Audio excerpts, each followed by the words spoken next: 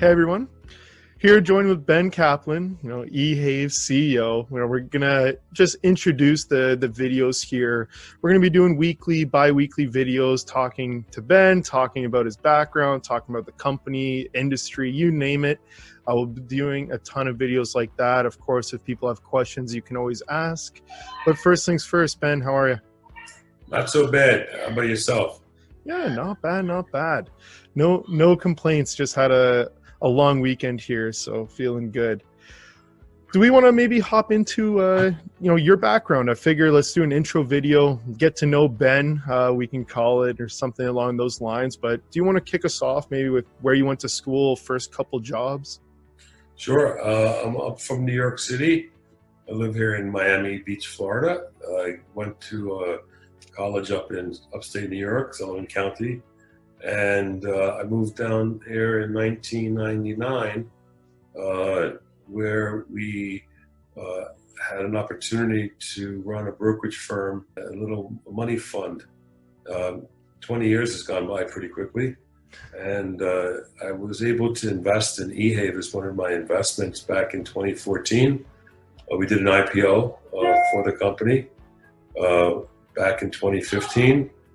And I've taken over as a CEO around about a year ago now, last July.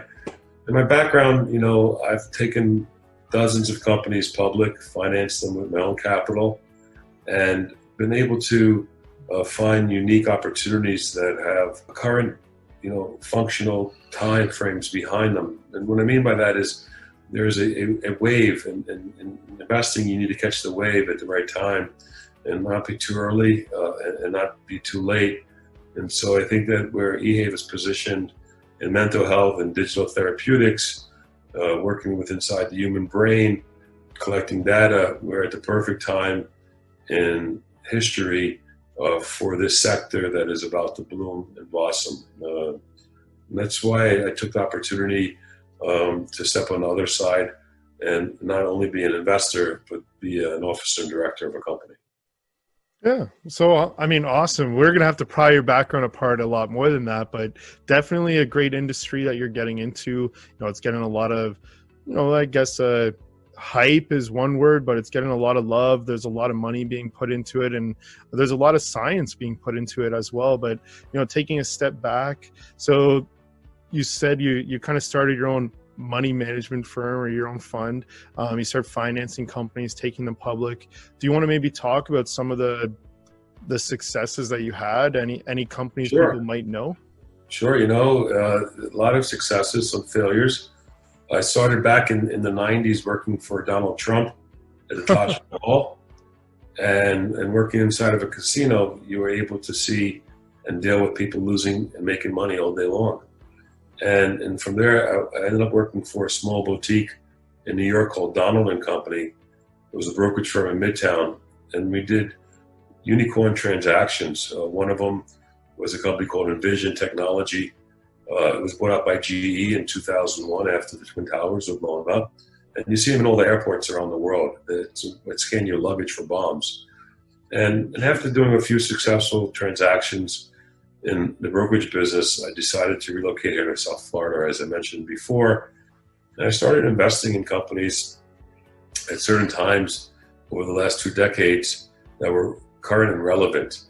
And one of the last few waves back in the 2000s was oil and gas, and had a few successful oil and gas runs where we developed wells, drilled wells, service wells, mud farms, ancillary businesses. And oil was around $150 a barrel back then. And from there, we went off into mental health. You had companies like Lumosity and other main brain games, cognitive skills. And it was always interesting to see how some of these early movers and shakers try to develop themselves. And from there, you saw opportunities dealing with cannabis. And so in 2010, 2011, started making investments in the cannabis companies, took a few of them public, a couple from Israel, some from Colorado, and developed them into, I think they were successful in their own way. The businesses still exist. They still develop and sell products. And so for myself, I started investing in other companies that made sense, that where the future could be bright. And back in 2013, 2014, digital therapeutics was not a household term. And because of that, I felt that there'd be an opportunity to develop and be part of an organization. So over the years, Ehave has gone out and spent around $9 million developing their games, their cognitive tool sets, working with Sick Kids, a hospital chain in Canada, doing human trials. And these games are based for 6 to 12-year-olds. They are therapeutic and analyze for ADHD, ADD.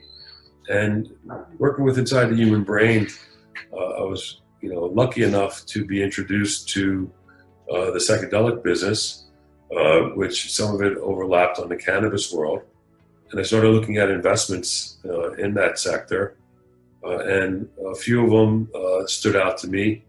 And so I started looking and exploring on what's the best way to approach a sector and have a unique offering versus what's being offered today. And some of the things that Ehave was very successful on before I took over was data collection. They were able to go out and work with companies like MedRelief. They were put out by Aurora for $2.7 billion a few years ago. And Ehave was their back end and front end. So when a patient came onto the LP, they were using Ehave's technology. And when the LP was evaluating what the patient was doing and how they were doing and how much they were smoking, it was the data collection tools that Ehave provided for the technicians over at MedRelief. And so taking that further into where we are with psychedelics, we feel that there's a bunch of information that is now being created in the botanical and synthetics. And we want to be on the forefront of offering out a SaaS product, an EMR system that could be utilized in a doctor setting, a clinical setting, a retreat setting, where they're able to go out and book their patients, take psychiatric notes, use it as an intake form, a follow-up technology using AI, and then everything's backed up by blockchain. We're a partner with Burst IQ, and they provide us HIPAA-compliant storage and a suite of software that we're able to offer out through our dashboard. And so this is the direction I'm taking Ehave in, is to have some of the best data sets in botanicals, and hopefully get a lot of other data sets in mental health through personal health records. And you read a lot about that with inside Ehave from the past and going forward. It's something that we're concentrating on, which is personal health records are getting to a point with the consumer of needing to be digitalized, where a lot of the telemedicine platforms that people are signing up for need their records. And most of my records are sitting in a doctor's office analog or analog digital, where they've taken and scanned it into a system, but it's not using any AI and any search functions that if a doctor wanted to see my statistics for the last 5 years, they would have to manually go through all my files and then compile that in a spreadsheet. So I feel that empowering the patient and having their personal health records as a vehicle to monetize in the future will be something that's going to be offered out through Ehave and other competitors. You'll see very shortly where they're going to offer out opportunities for a consumer to sell or be part of selling their data. Since most of the data is HIPAA compliant, and in other countries they have their own regulations, you own your data, and for someone to use that, they need your permission. So we felt through smart contracts and a co-partnership on the data as we go out and get customers that are looking for those data sets. If they include your data, maybe you have diabetes or you're a white male at 50 years old and meet the requirements of the person looking for the data, we'll participate and send you some of that capital through the smart contract. So we're really on cutting edge right now. We're trying to create as many data points as possible and then compile that in a face type of dashboard where you can see a visual in graphs and charts of everything that's being requested. And so that's a little about myself and the reasons why I got involved in Ehave in the past, and where I think today the cognitive skill set games were something that was hard to overcome from a business perspective. But a few weeks ago, the FDA approved a digital therapeutic game, which now has its own billing code and can be prescribed by a U.S. doctor and be reimbursed by an insurance company. It's opening the sector up for some of our legacy assets. So it's an exciting time over here at Ehave. I'm glad I was able to, well, here, like, to give you a little bit of a breather, you're teasing so many things that could be great videos. This, FDA approval of a, cognitive game, that's insane. Talking even about your background, the nice part I love personally, even like as an investor, if I was looking at the psychedelic space, there's a lot of new players that are kind of trying to capitalize on a trend. So it seems, but really, it seems like the psychedelic industry fits perfectly into what Ehave's trying to do. And, Ehave's been around, been collecting, been working alongside a lot of different companies, a lot of different clients as well, that it's kind of the perfect match. It's not like, hey, yep, we're just capitalizing on a trend. It's, look, we're here, we're trying to better it. And obviously we've got the team behind us to do it. Really, how you found Ehave. So they come to you as a client, I guess. You take them public, and then walk me through, so that story all the way to all of a sudden you're the CEO. How does that handoff happen? What made you want to take a bigger role in the company, that kind of stuff? Sure. So as I mentioned before, in 2013 we were brought an investment through a brokerage firm in Toronto. And they were looking for co-investors for a new technology that was being developed since 2010, which was a mega team games. And they were looking to raise money so they can start going out forward in human trials. And so in 2014, we started investing. 2015, the company decided to do an IPO. They chose the U.S. markets. They went listed on the OTC markets in 2016, and for 3.5 years, I watched the company go up, go down, raise almost $9 million, and try to get over its hump. But the sector really wasn't matured yet. We were, like I said, invested before our time, so before the wave.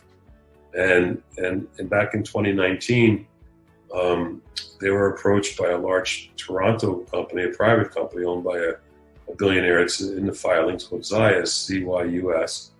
And they're a large cannabinoid scientific company. And they liked the technology that Ehave had and the relationships with Aurora and MedRelief. So they bought the asset for a little over $3 million in May of 2019, closed. And at that same time, the management team, instead of staying on, decided to resign. And myself still being an investor and having other family members and friends and so on in the company as investors, there was no one there to take over. And so after evaluating it in June, I decided that in July I'd come in and commit some of my time and energy and knowledge to see if I can turn the story around using our legacy assets, which were the video games. They were left in the company and the technology was sold off. And so I brought in a CIO, buddy of mine, to see if we can recreate what was sold for mushrooms, for the fungi.